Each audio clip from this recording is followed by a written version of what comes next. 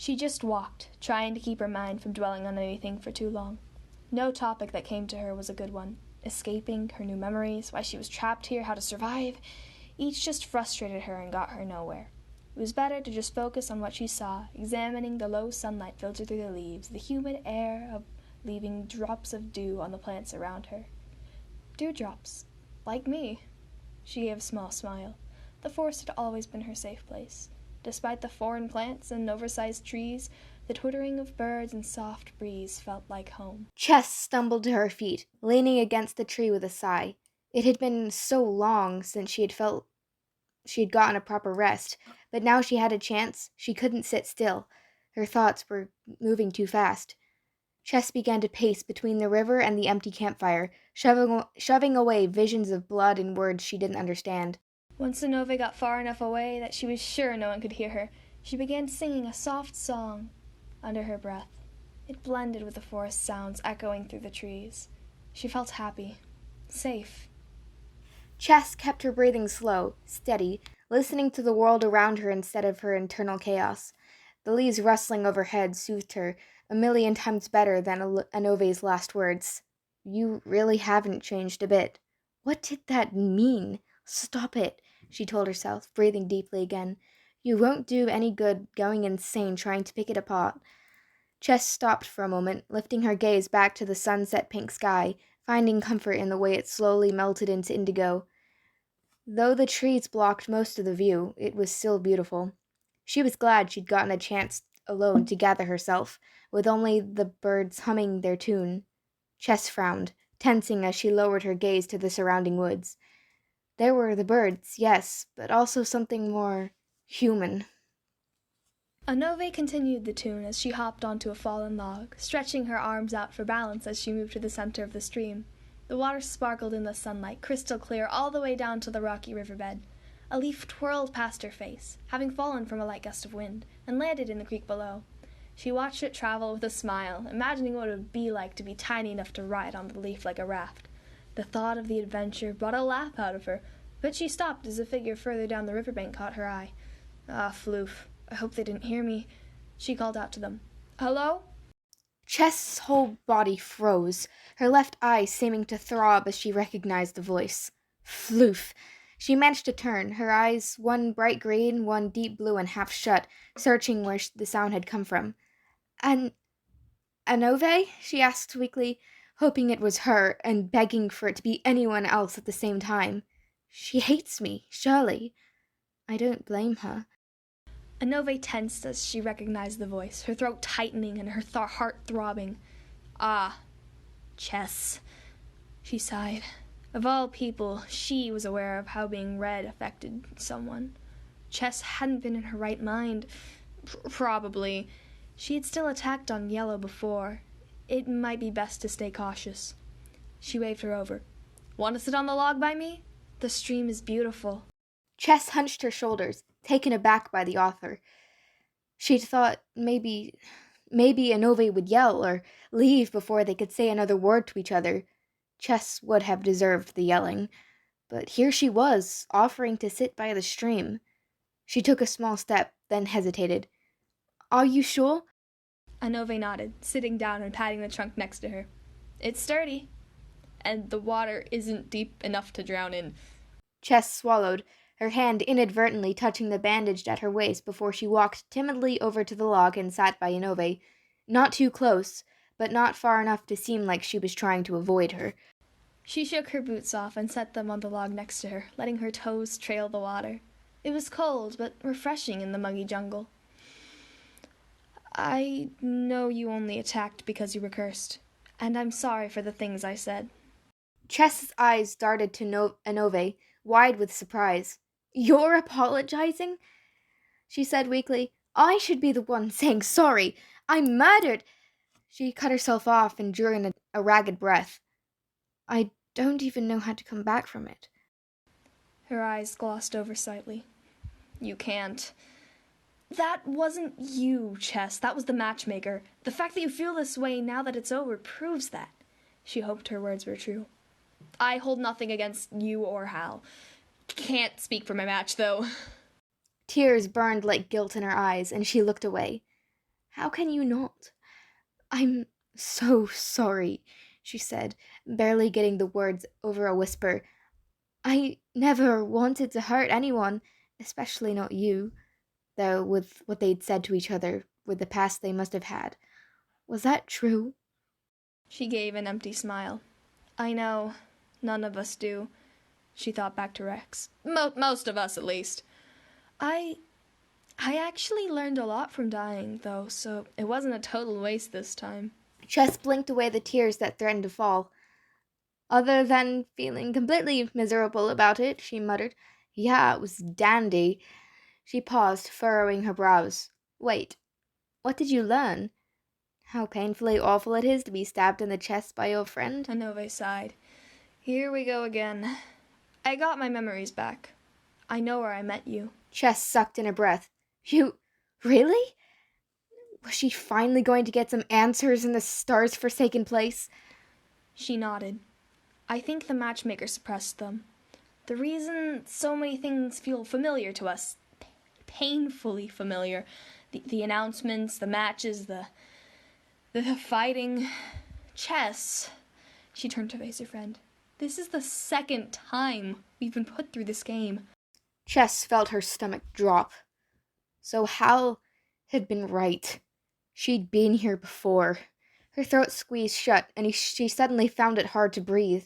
She met Anove's eyes, feeling the scars on her arms. Floof! Chess said under her breath, biting the inside of her lip, almost hard enough to draw blood until she remembered Hal. She swallowed, trying not to let out a noise of fear. A second time, she said slowly. Don't panic. You already sort of knew. Still, it was hard to keep steady when her heart was going 1,000,000 miles a minute. We've already...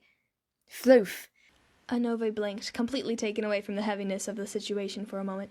Since when do you say floof? Chess blinked, nearly snapped from her oncoming panic. Since the start of the game?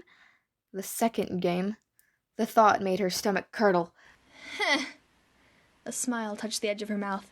That's my catchphrase. I must have infected you. Chess lifted her brows, giving a weak smile. Really? Well, if we spent enough time together last time, I guess you did. It was a relief to have someone familiar here in this awful place, even if they had come from somewhere just as awful and Chess had killed her. A sadness entered her eyes. Yeah, you were the first friend I made there. We set up a prank when everything was just starting up, where we pretended to be matched. We took it too far, though. Our actual matches got upset, and things went downhill from there. Oh, Chess murmured, her smile fading a little. They'd been friends. The first friends either of them had made.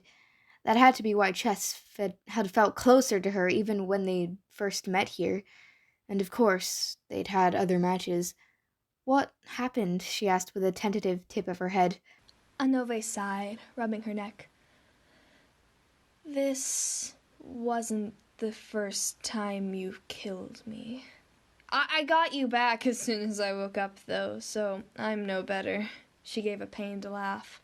Chess' eyes widened. What?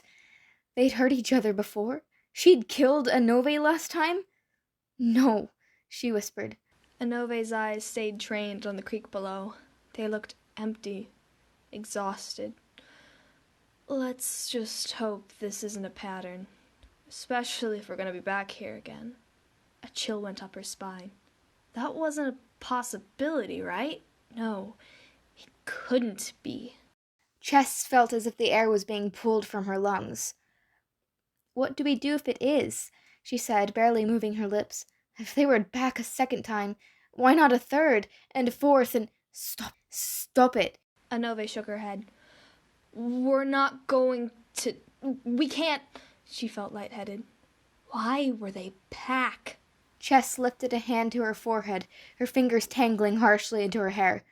No, she said hoarsely. We're not. She looked at Anove, eyes burning. It's hard, maybe even foolish, to make promises in a place like this, but I won't hurt you again, I swear. Not this time, at least. The stress of the situation came back to her, and, on a whim, Anove pulled Chess into a tight hug. I don't want to hurt you again, Chess. I don't want to hurt anyone again. Surprise stilled her limbs for a moment before she remembered how to move them, and she returned the hug, wrapping her arms tight around her friend. I don't either, she whispered. She didn't know. She didn't even know what Anove had done, and she was sorry. And she had promised not to hurt her. Chess, I should be the one apologizing. I should be begging for mercy, and if you had any common sense, you'd leave me behind. I'm so sorry. Chess couldn't help but hold her tighter, feeling a tear slip down her face. Every memory she should have had echoed back at her, blank and empty, but the guilt, the sadness, it was all still there, a symphony of emotion unattached to anything.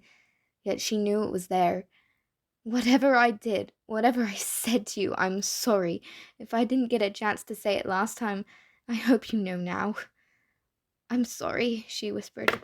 Anove shook her head, still holding Chess close. You owe me nothing, Chess. You were a loyal friend when I was hurting you. And even now you're here. I don't want guilt to keep us apart. You'll always be my partner in crime, my prankster companion, my mischief maker. She gave a laugh through her tight throat. Chess glanced at her as best she could in her current position. So, we're good? She asked in a murmur. As long as it's harmless, I wouldn't mind causing a little more mischief. Anove laughed again, barely holding back relieved tears. Absolutely. We will wreak havoc across the land. Chess let out a ragged chuckle. People will have to start watching out when they sleep. They might wake up with face paint. Something about that seemed familiar. Right. She smiled. I think that feels familiar. I think we actually did that. Her voice was soft and gentle. A lot of things are still fuzzy. I didn't really get my memories back. I just saw a brief summary of what happened. Chess leaned further against her. Enough to know what happened between us, she murmured. At least it doesn't seem like all of it was terrible. Anove nodded, sensing the way she grew more relaxed. Yeah, we were pretty close. I think it was either you or Mike that saved me from drowning. Things were blurry. Chess smiled. Mango man. She closed her eyes. So they do come back, she mumbled. I think that's a good thing, other than having to die to get them. She sighed. I'm glad to have you back, she said softly. Anove nodded gently. I'm glad to have you too. Someone who understands. She tried to keep Liver's sharp words from coming back to her. Chess nodded, feeling as safe as she could feel in this game, bundled here in Anove's gentle embrace. Being alone would have been hard, she said, voice slightly muffled. Her eyes felt heavy. Is it selfish to be glad you're here, stuck again in this death game? If so, I'm selfish too.